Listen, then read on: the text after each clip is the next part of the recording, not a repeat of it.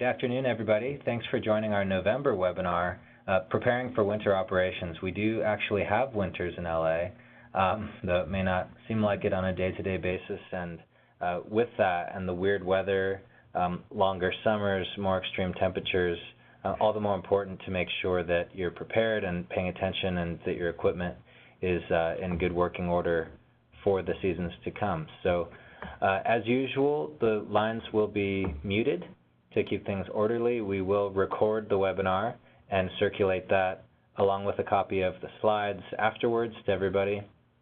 There should be plenty of time for questions, so please type those in to the chat box on the right-hand side of your screen, and we'll make sure we get those covered at the end of the webinar. My name is Dave Hodgins. I run the LA Better Buildings Challenge, and today we'll be hearing from one of our technical advisors, Wayne Aldridge. Got tons of experience, worked at a bunch of different companies that I think are listed in his bio that you saw on the registration page. And with that, we'll jump right into it. I'd like to hand it over to Wayne Aldridge to talk about how to prep your facility for winter operations. Wayne. Thank you, David. I appreciate being here. That's a great photo of LA. Yeah, hopefully we'll be getting more snow pretty soon. Now, one disclaimer for all of these tips, please make sure that you take a look at your manufacturer recommendations, take a look at your own preventive maintenance program. These are typical best practices to keep in mind, and with that, we'll move ahead. First off, with the building envelope, as we get into the wetter weather, it's important to check for any damage that may have happened over the summer and repair any suspect locations. One of the things that can happen is leaves and trash and debris, especially around the drains on your roof, can start blocking some of the drains. So one thing you want to do is clean all that debris off of the roof and then check the roof drains to make sure that the gutters, the scuppers are all working, and you can do that with a hose and do that when it's not going to impact any of the building operations. But prepare yourself for getting some rains. Significant problems can happen when you have a drain that doesn't work on your roof.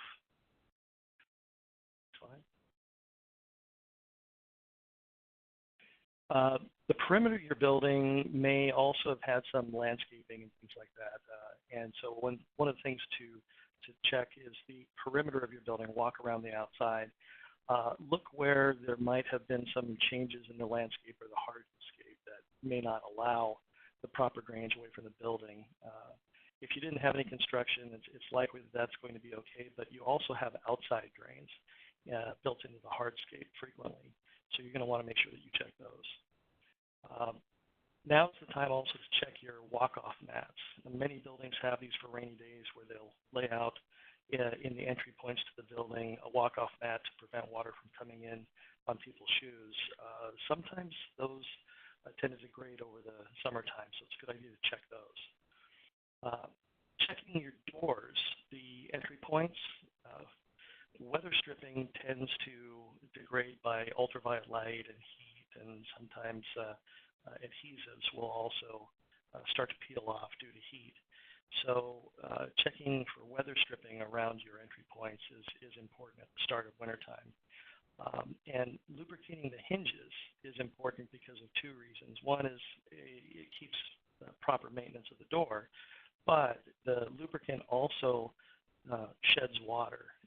It keeps water out of the hinges, so it prevents any damage that could happen if the hinges are getting wet.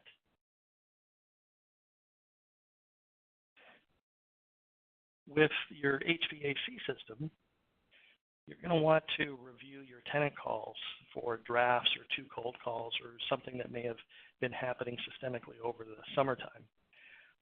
This could indicate that the cooling system might be stuck open or that you may have problems that makes your heating work harder than it has to. Most of our high airflow happens in the cooling season rather than in the heating season here in Los Angeles. And when you have a draft, it might mean that you're passing too much air through an area, through a comfort zone. And those drafts could mean that something is stuck open and you're wasting energy and creating a complaint. It's also a good idea when you're going through this to make sure that your thermostats have been set back to a normal condition for the upcoming season. Sometimes conference rooms or meeting areas may have been set for a specific event, and it's good to make sure that those get back into a normal position. And that is going to ensure that you're going to start the season in a proper manner, and then you can make any sort of requested adjustments according to the season going forward. Now, if you have a boiler system for comfort heating, then make sure that your boiler has been tuned up and inspected and that your boiler permit is current. There are fines in South Coast Air Quality Management District for operating a boiler that does not have a permit, a valid permit, and it can be quite large. So you want to make sure that you check to make sure your permit is valid before you start operating your boiler, just in case you get an inspection. Make sure that the piping system that's going to be transporting the hot water and or steam has been operated, that all of the pathways are open, and this means that you may want to check that your strainers, these are things that your maintenance team can tell you about, but a strainer is like a filter that's in the piping line, that those have been flushed out and cleaned up. It's also a good idea to test run all of your pumps, including any backup pumps, and to make sure that we don't have it listed here, but make sure that they're lubricated and that any sort of chemicals that you would have in a closed loop system have been checked and you're ready for the season. The next one. Yeah, when it comes to the boilers, you may have hot water also as well as steam, but it's a good idea to test the system after hours by putting a load on it. Boilers also have burners, and the burners can get dust on them. They can get caked up. Sometimes a smaller boiler can even get spiders building something inside the burners that can plug up a little some of the areas. So you want to make sure that you test your boilers with an actual load, put heating into the building at a time when it's not going to affect the occupants. By doing that, you're going to be testing your reheat or heating control valves, because if you're putting heat into the building, those have to be working. So that way you're getting a good test of the system before it's required, because you don't want to have a stream of tenant complaints. It's a good idea to test your boilers after hours at some point in time when it's not going to affect anybody.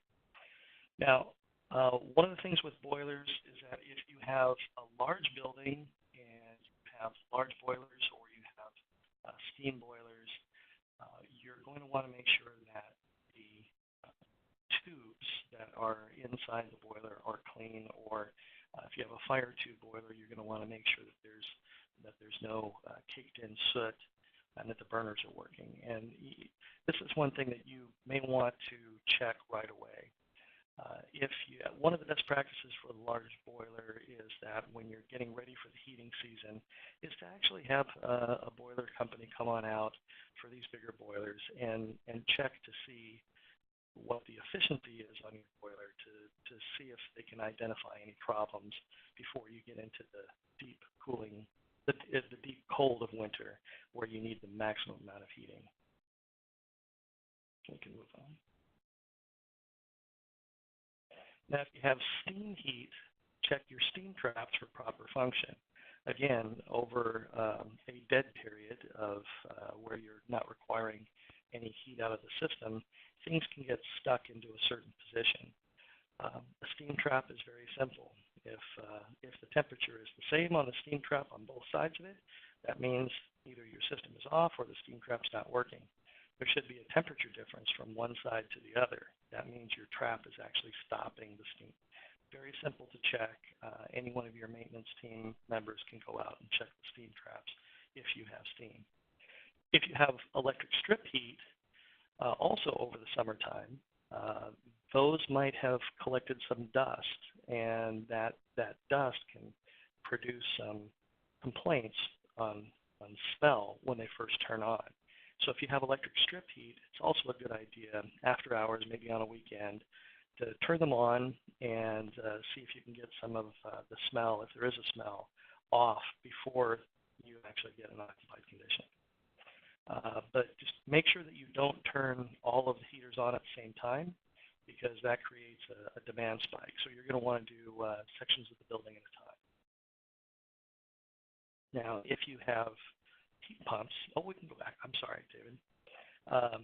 If you have heat pumps, a heat pump is an air conditioner that has a reverse gear. Essentially, it can make the room cold, or it can make the room hot with the same air conditioning system. And a heat pump has a device called a reversing valve in it that allows it to go into a reverse cycle. And it's a good idea to toggle your heat pumps into heating mode as well, because those reversing valves may not have been used over the whole summer. Now we can move forward.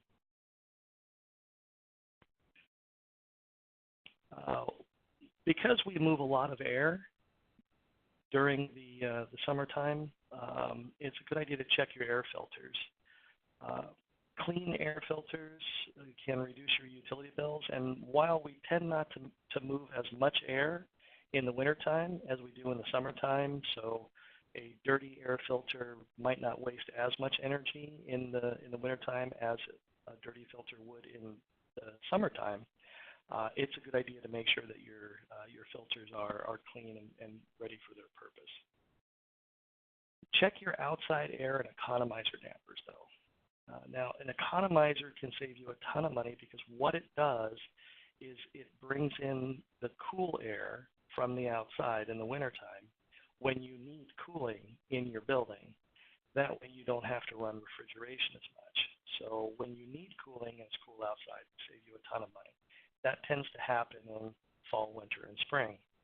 So it's a great time to check those economizer dampers and make sure that they're working perfectly and that they're lubricated also, so that the hinges will stay, or the pivot points will stay nice and loose.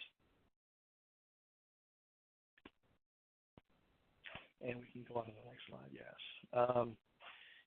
With your outdoor parking and your outdoor pathway, hardscape lighting, the days are now shorter, and more of your tenants are likely going to be arriving when it's dark outside, or leaving when it's dark outside. So now's the time to make sure that all of your lights are functional and all of your controls are working properly. Now it's code to have either a photocell and or an astronomical time clock on your lights in order to track sunrise and sunset to prevent them from working in the daytime. But historically, a normal time clock was used for outside lighting, and sometimes your lights can be triggered well off of the time period when it's actually dark, and they might not be coming on at an appropriate time. So it's a good idea to make sure that your controls are working properly.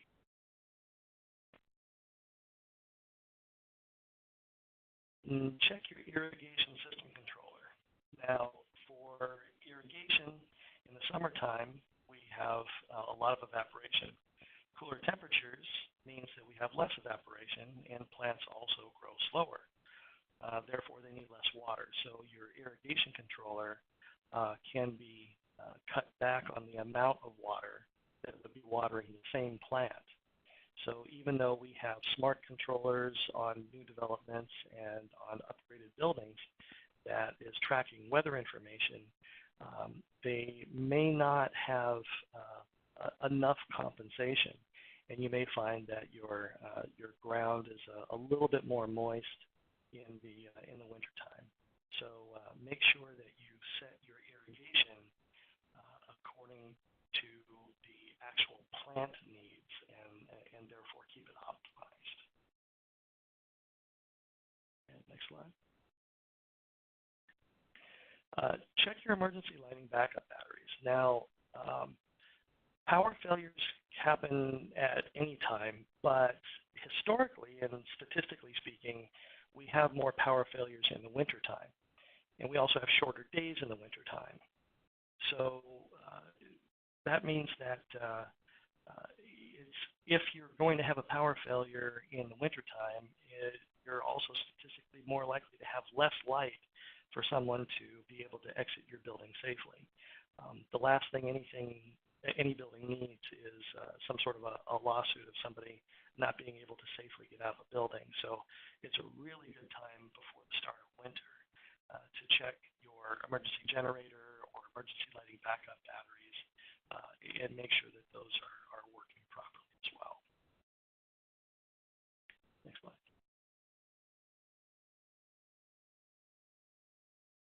So here's a few key takeaways that I want to relay on to you. Proactive inspections before season changes and proper maintenance of the equipment not only helps preserve your asset and protect it from damage, but it'll also keep your complaint calls down. Testing your heating and ventilating systems before they are needed intensely in the peak of summer or in the peak of winter helps prevent those complaint calls. And we do know that complaint calls do tend to drive people out of your building. It's not just cost of per square foot for leasing. It's also is the building working properly. Emergency repairs also cost much more than routine maintenance. So you can protect your budget by keeping on top of these routine maintenance items and seasonal maintenance items to prevent those times when you need to call out for emergency repair.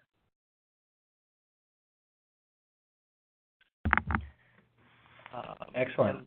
Thank you, Wayne. No, thank you. Great. Thank you, Wayne. We do have time for some questions. We went over that quickly, and there's a lot of good stuff in there. So if anybody has any questions, anything they'd like to dig further into, now's the time. Please do type those in to the question bar. One question coming in about managing and reviewing tenant calls. So is there, if I could rephrase this, a best practice for kind of managing and categorizing tenant calls and then reviewing them to help us diagnose where there might be issues in a building? Yeah, if you have an electronic system or you have a paper-based system, it's a good idea to check your tenant calls for systemic problems at least twice a year before the main season, so before winter and before summer. And categorizing is one of those items where if you have an electronic system, you can usually search for, show me my cold calls from a certain suite. But when you have a paper-based system, one best practice is to, as you are taking the tenant calls and you're solving them, is to put them in separate envelopes or separate folders or separate inboxes, if you will, that separate lighting calls from HVAC calls, maybe even hot and cold HVAC calls, et cetera, so that way, if you are going to review, as you should, you can pull out a certain folder and look for systemic problems.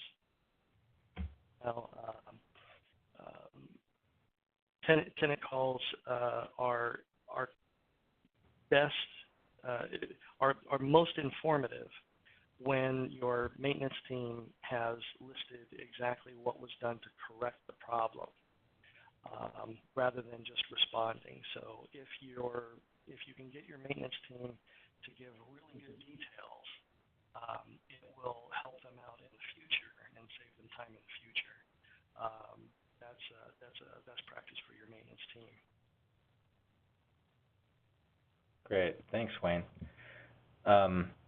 Another point to underline I thought was a good one was to take advantage of free cooling during these cooler months and make sure that the outside air economizers are working properly. There are also incentives for that from DWP in case there's some cost associated with that.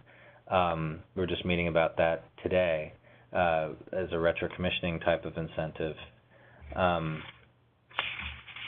With that, it looks like we've covered it. So we'll have a quick webinar today. I want to thank everybody for joining us, and thanks, Wayne, for your time. We will not be doing a webinar in December just due to the holidays, so we'll be reconvening in January where we'll be recapping 2018 and looking ahead to 2019. We've got a bunch of exciting announcements to make. So hope everybody enjoys the holiday season, and we'll look forward to seeing you all in January. Thank you.